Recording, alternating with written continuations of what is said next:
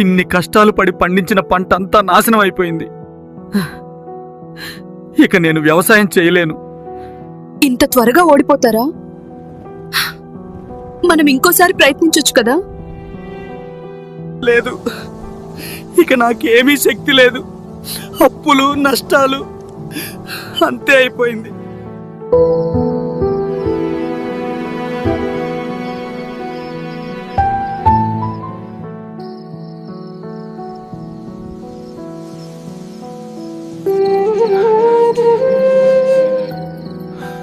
raita,